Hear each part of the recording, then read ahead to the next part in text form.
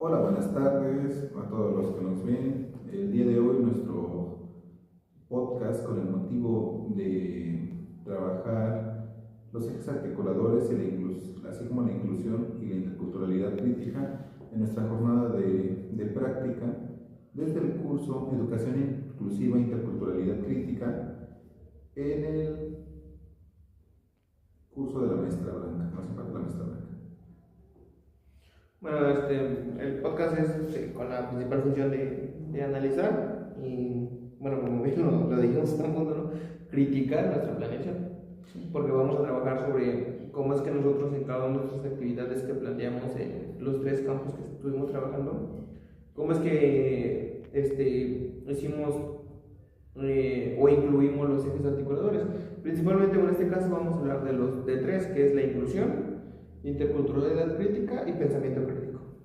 Bueno, pues tenemos primero que, como bien sabemos, el nuevo plan de estudios 2022 de la Nueva Escuela Mexicana nos marca bajo 7 ejes articuladores. El principal, o uno de los principales para mí, es el de la inclusión. ¿Por qué? Porque buscamos generar un aula donde incluyas a todos y cada uno de los alumnos, con diferentes estrategias. Muchas veces, o yo desde lo personal puedo comenzar diciendo que mis actividades de inclusión fueron muy básicas, que siempre, o sea, como que siempre están, no generé actividades innovadoras. Siempre fue como de la inclusión va a ser trabajos por equipos en los cuales yo los voy a seleccionar para que todos trabajen con todos. Traté de trabajar diferentes actividades en equipos donde los equipos fueran rotando para que todos trabajaran con todos.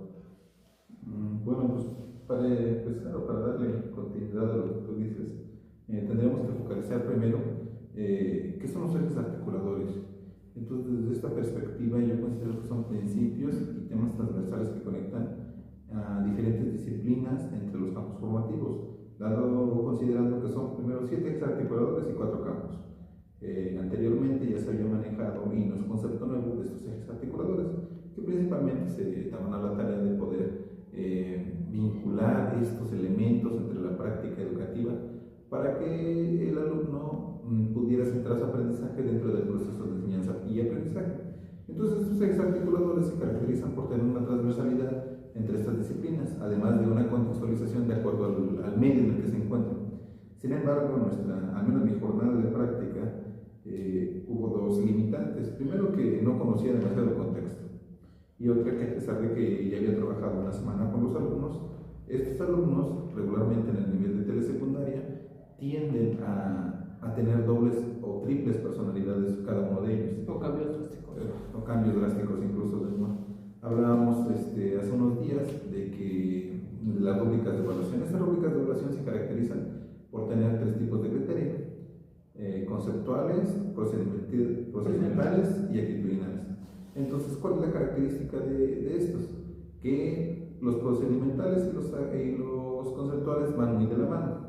Entonces, cuando se entienden estos, la actitud se eleva y entonces tenemos una respuesta favorable por parte de los alumnos.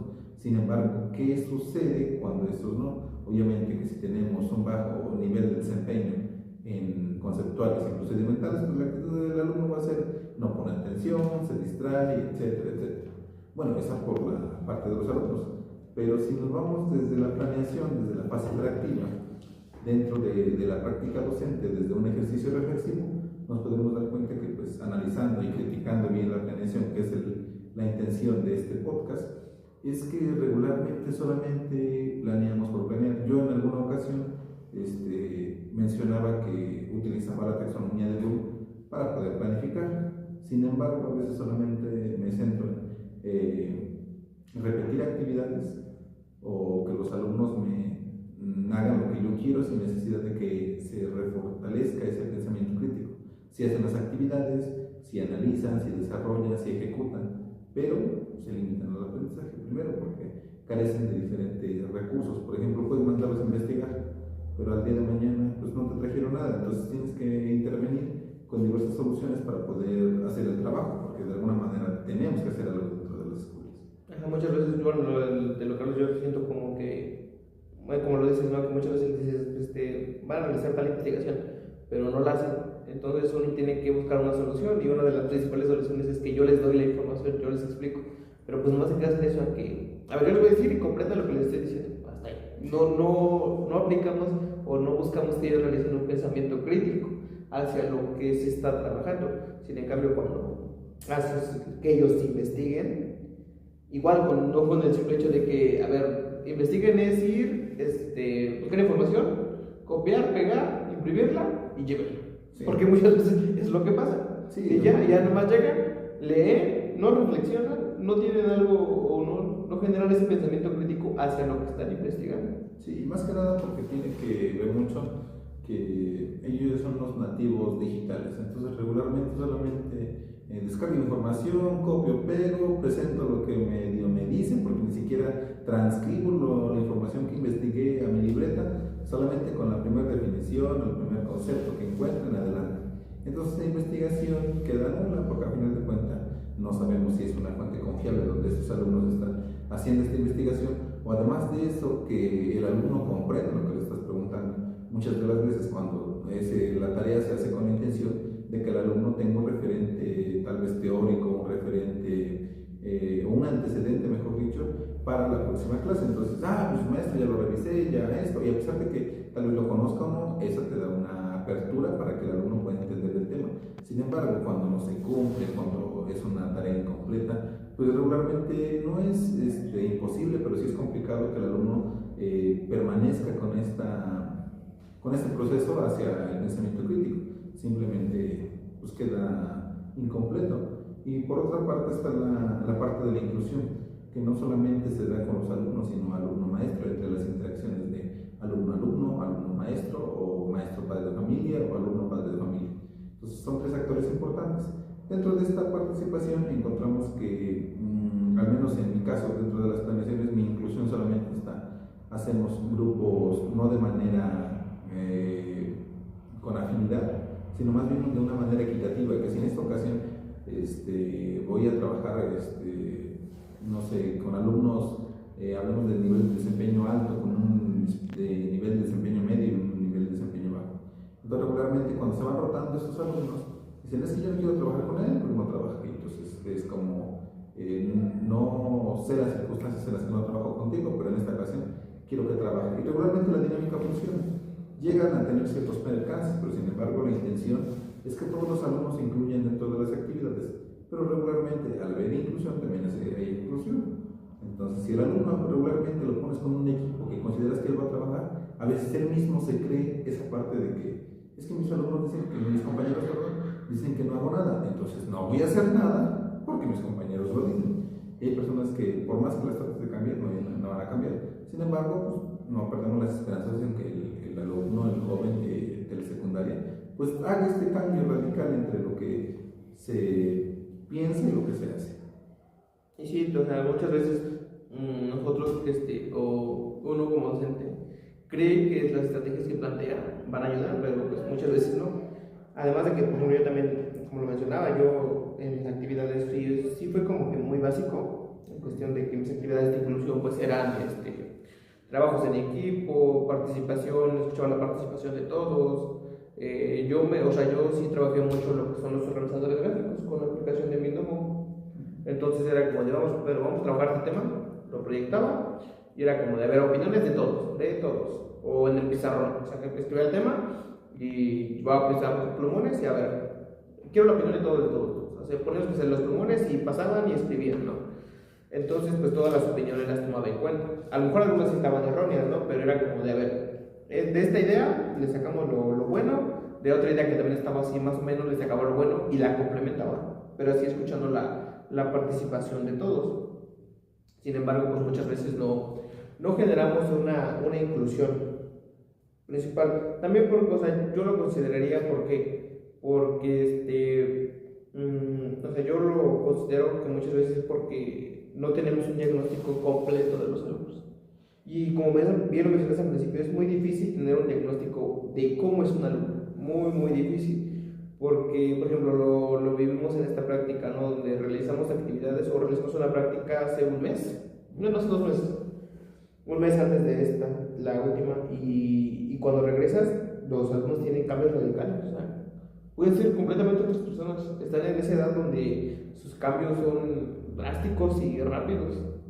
Entonces, tú tienes un diagnóstico de un alumno que es así y llegas, muchas veces positivamente es cuando el alumno no participa, pasó un mes y ya te está participando, te está opinando. A lo mejor no al 100%, pero sí te está opinando. Pero yo lo veo más complicado cuando es con un alumno que medio participa y dices, bueno, ya nomás voy a hacer tantito para que me apoye más. Y cuando llegas ya no te participa nada. Entonces ya tienes ese diagnóstico de cómo ayudar a ese alumno. Sí, regularmente puede haber que, pues, la confianza entre alumnos y, como decía, la actitud es parte de las actividades, y muchas veces es que inclusive con los dos maestros, el maestro titular y el maestro practicante, tengan dos posiciones diferentes en las que, pues sí cumplo con el maestro titular, pero no con el practicante, o al revés, cumplo con el practicante, pero no con el titular, o incluso hay unos muy pocos, pero que sí existen, que trabajo con el titular y trabajo con el practicante, porque al final de cuentas pues me están enseñando algo. Pero hay otros que lo mismo, no trabajo con el maestro titular ni trabajo con el practicante. Sí, sí. Entonces, se queda con el, si no trabajo con el titular, menos con el practicante, sí. con el simple practicante, pues entonces, al menos esa es una limitante dentro del trabajo. Y otro de las limitantes que encontramos es que, bueno, al menos que yo encuentro en la práctica, es la participación de los padres de familia. Aunque tú quieras incluir a los jóvenes, a los muchachos, y que se trabaje por equipo, realmente es que no, es que yo no quiero que mi hijo trabaje por equipo, porque ponen una calificación diferente.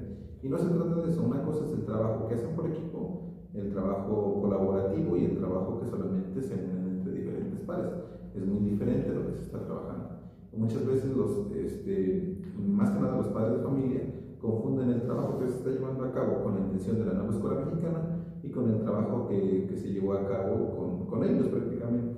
Entonces hay una de las conferencias magistrales de esta segunda jornada en las que decían el modelo tradicional dio productos tradicionales. Entonces esos productos tradicionales se quedaron con lo bueno de esa práctica. Ajá, porque no me acuerdo de esa conferencia porque hablaba de la interculturalidad y pensamiento crítico.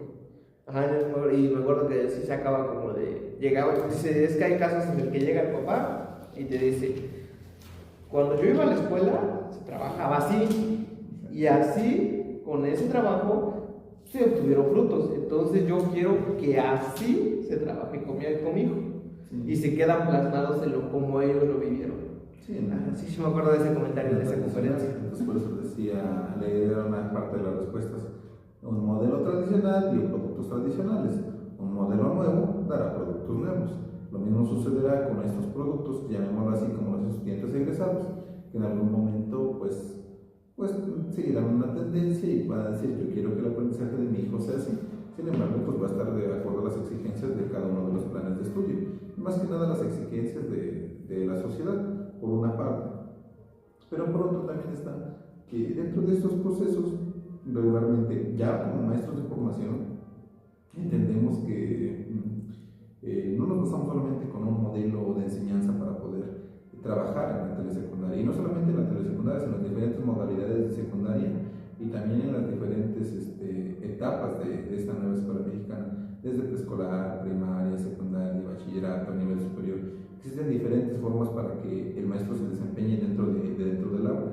Regularmente podrás decir, caracterizas a un maestro como tradicionalista, constructivista, o diferentes formas de trabajo. Sin embargo, conforme tú vas teniendo una práctica y otra, te vas dando cuenta que recuperas ciertas metodologías, ciertos tipos o modelos de enseñanza, para que tú crees un nuevo modelo que recupera diferentes partes de aquí y de allá, tratando de que el proceso de enseñanza y aprendizaje siempre esté presente. No podemos decir que todo lo tradicional es malo, ni podemos decir que todo lo conductista es malo, siempre y cuando las tareas y los aspectos que intervengan dentro de esta práctica van a ser como te desempeñes. Entonces, regularmente, dentro de esta planeación y dentro de esta fase operativa, antes de llegar a la práctica educativa y escolar que nos exige la escuela normal, regularmente dejamos a un lado esos elementos que nos permiten llegar a la finalidad de la nueva escuela mexicana. Al menos en mi caso, el pensamiento crítico pues se queda limitado. ¿Por qué? Porque intervienen diferentes factores como festividades o festejos de diciembre, fiestas decembrinas, actividades de los proyectos comunitarios, y que regularmente se tienen que llevar a cabo de una u otra manera. Y entonces todos esos proyectos que se llevan a cabo regularmente interfieren con el trabajo de los alumnos, y aún más si estos alumnos están acostumbrados a trabajar a un ritmo lento. Hace una comparación entre los maestros titulares que dicen es que llegan ustedes y les exigen mucho trabajo, como que están y regularmente son objetos de estudio para ustedes, y no se trata de eso, siempre y cuando pues tratemos de que el proceso de enseñanza sea efectivo hacia los lineamientos que nos exigen, y regularmente más por el conocimiento que nosotros estamos transmitiendo a ellos. Si en ese conocimiento que nosotros transmitimos a ellos no está bien ejecutado, no está bien planeado, pues nos vamos a desviar del camino. Y lo mismo también, si no podemos resolver dudas de los alumnos, el conocimiento pues va a quedar a un lado. Y refiero otra vez a esta parte de acercarnos a los ejes articuladores, pero no solamente desde nuestra ejecución, sino desde nuestra planificación, porque a pesar de llevar cursos afines, están en constante cambio. No hay un documento oficial que siente las bases o el andamiaje para poder conducir estos ejes articuladores. En esta ocasión el Consejo Técnico se llevó a cabo con el énfasis de estos ejes articuladores. Sin embargo, está muy bonito el decir y el hablar, platicar, pero nunca va a ser lo mismo que un secretario de Educación te esté platicando, que no está vigente a las exigencias de la nueva escuela mexicana y que solamente proponga. Es mucha la diferencia entre las propuestas que la ejecución en el aula. Y más que nada porque pues, se ha dicho que los maestros son los que se resisten al cambio, y en realidad no es eso, simplemente que los que se están resistiendo al cambio son las familias, sí, las familias del alumnado. Muchas veces es el problema que se tiene, ¿no? Y también, por ejemplo, como bien lo dices, ¿no? De que te lo pintan muy bonito en el cuestión de decirte, bueno, vas a trabajar, o por ejemplo, hasta en los mismos libros, ¿no? Eje articulador, pensamiento crítico. Buscar que los alumnos interculturalidad crítica, inclusión. O sea, te lo pintan en la actividad, pero pues no saben cómo está tu grupo para poder generar ese eje articulador. También el punto de que, bueno, como lo mencionaste, ¿no? De que algunos maestros titulares te dicen, o sea, yo fui cambio radical. Bueno, para mí fue un cambio difícil, no difícil, fue controversial a lo que viviste tú, porque yo sí era a mí sí, cuando, pues bueno, también aclarar que tuve los pequeños percances con la maestra, ¿ves? Sí. Y cuando yo le dije, cuando me manda mi planeación de un proyecto parcial de aula, o sea, yo quise intentar decirle, bueno, no puedo trabajar nomás 2 académicos, no por semana, y pues, ya, ¿no? Porque sabía que no iba a ir un día, entonces son 4 días, 4 días de uno, 4 días de otro, y los productos finales al último día, según yo, están bien. ¿Y cuál fue la contestación? No, porque cuando ustedes vienen, nomás atrás es la clase. Yo tengo mi tiempo establecido, quiero que trabajes el proyecto parcial completo en 3 días. Un proyecto académico por 3 días, para tener el parcial en 2 semanas. Y bueno, está bien.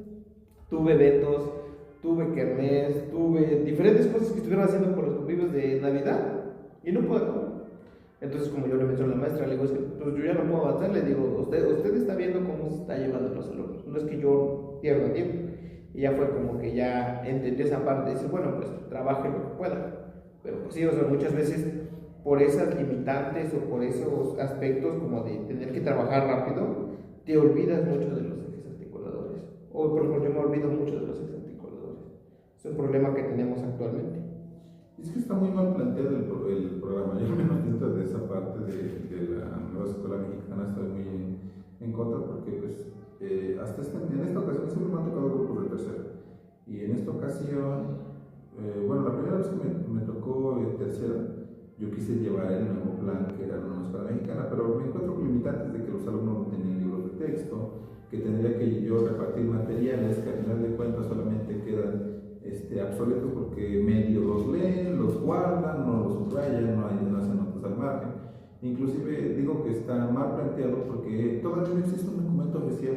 Obviamente no va a haber una receta específica de cómo se tiene que trabajar la nueva escuela mexicana, pero el simple hecho de conjuntar metodologías, trabajo por proyectos académicos, de aula, comunitarios, es un trabajo exhaustivo y un tanto repetitivo.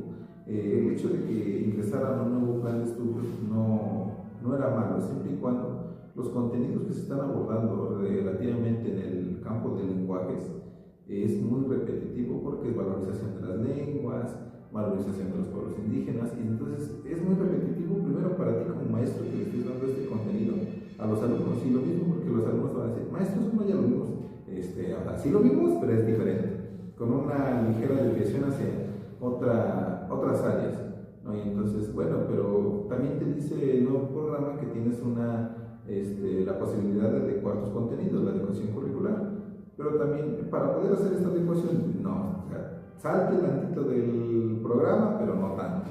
Sí, porque al final de cuentas te lo vienen marcando en los libros de proyectos. Mucho, pero no tanto. Y ahora, supuestamente los proyectos parciales de obra están destinados para 15 días, que regularmente se reducen a 10. Entonces estos días, si los distribuimos entre los 3 académicos, pues los tendríamos que hacer 3 días por proyecto.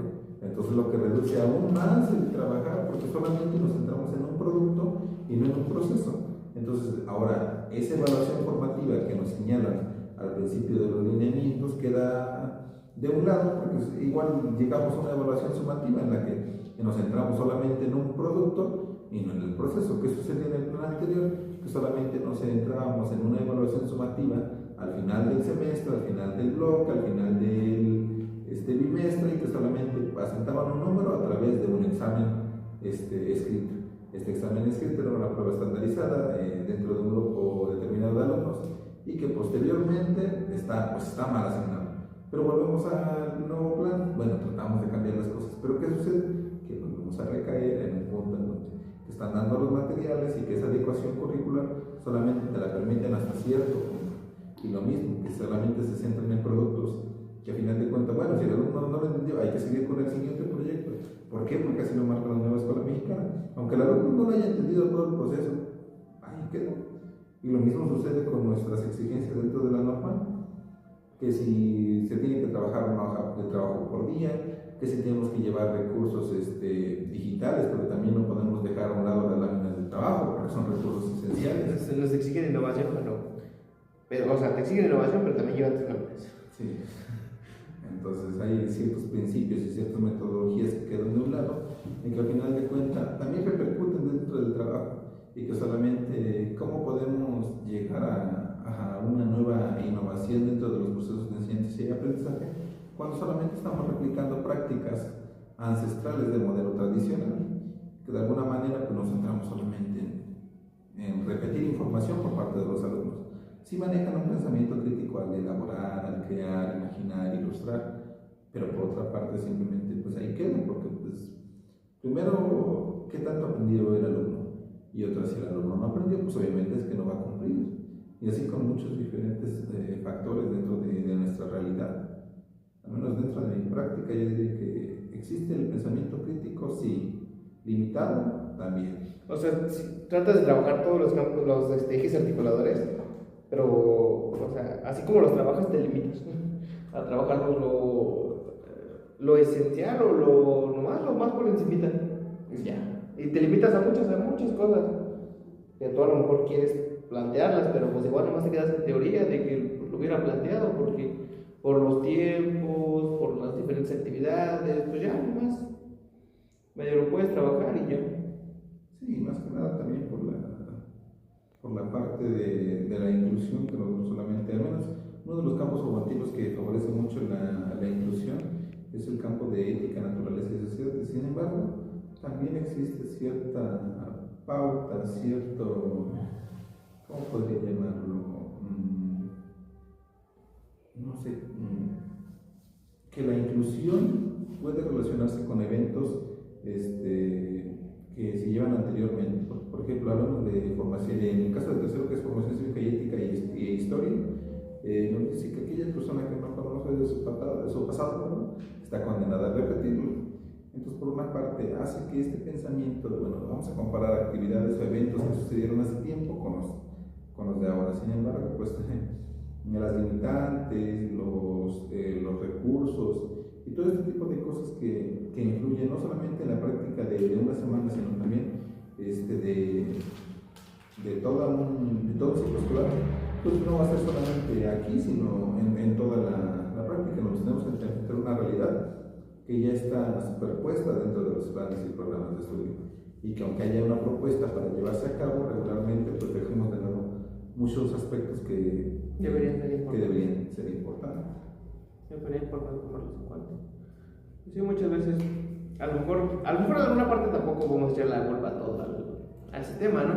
Pero pues sí, o sea, nosotros posiblemente a lo mejor quieras aplicar nuevas estrategias, pero tanto el contexto, tanto los padres, tanto los tiempos, tanto las diferentes actividades te limitan a aplicarlas y pues ya nomás te quedas en la teoría de se puede aplicar esto, pero pues no se aplicó.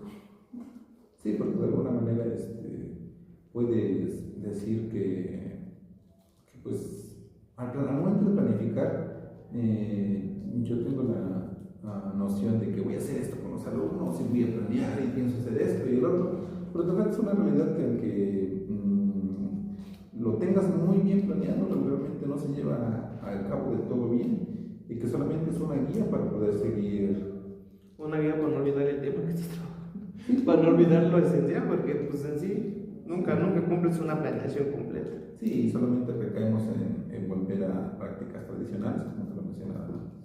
Al menos yo considero que ya analizando bien mi práctica y mi proceso de planeación, pues sí estuvo muy limitada, no se concretó las finalidades de los exarticuladores y más que nada los enfoques que se manejan por disciplina, que aunque quisiera uno trabajar, pues regularmente al menos yo recaí en el dictado y en planes. Que de alguna manera esa fue una buena práctica para que los alumnos comprendieran mejor el tema y que les preguntaba si ya pues entendí mejor copiando, que esto es lo que están acostumbrados a hacer, porque recordemos que estos alumnos ya son parte de la pandemia y que son estragos, primero son estragos de una pandemia y después que además de eso los alumnos pues es la primera generación que termina con el plan de la nueva escuela mexicana. Sí, porque de hecho también es el claro ejemplo de que, bueno, como lo mencionabas, ¿no? De que muchas veces no te limitas a lo que tú piensas conforme a lo que haces. Y muchas veces, por ejemplo, yo también tengo tuve el problema o no sé, o la decadencia de volver al tradicional de, a ver, vamos a ponernos a leer, voy mencionando quién va a ir leyendo y quien no siga la lectura, tarea extra para todos. Entonces, a ese momento tienes que inventar alguna estrategia para que los alumnos te logren poner atención o te logren estar trabajando, porque si tú platicas con la teoría que tú tenías, pues nunca llegas a los objetivos que tienes. Y muchas veces esos son los principales perjudicados, los que ya quieres trabajar con los ejes articuladores, porque como bien lo dices, cuando estás planeando, te imaginas qué vas a hacer con los alumnos, te imaginas cómo lo vas a plantear, te imaginas cuál va a ser el resultado. Llegas a la práctica y pues nada que ver. Y esos al menos son las limitantes que yo encuentro. Y podría decir que en una escala de 0 a 10 mi práctica estuvo en un 7. Sí, 6, 7, sí, no. No concretamos muy bien y más que nada porque dejamos de lado estos dejamos lo esencial a lo mejor que nos está marcando el plan de estudios. Diferentes factores influyen para una buena práctica. No puedo decir que fue del todo malo, porque al final de cuentas encontramos actividades significativas dentro de logros y dificultades, y que esto nos van a llevar a una área de mejora, pero siempre con este afán de poder vincular más que nada en prácticas futuras estos elementos de los ejes articuladores. Y que esperemos no vuelva a haber cambios. Sí, porque estás empezando a acoplar y resulta otro cambio. ¿Dónde vamos a ir? Sí. Y más que nada que pues, nosotros también somos el nuevo plan de estudios que tiene que ir acorde con la nueva escuela mexicana. Nosotros somos la primera generación que se está formando con este plan de estudios. Sí, que al final de cuentas pues estamos aprendiendo con todos. Todos vamos aprendiendo a la par. Entonces, vamos que el objeto de estudio de la nueva escuela mexicana. A ver qué sale. Pues, esto sería todo y muchas gracias. Gracias.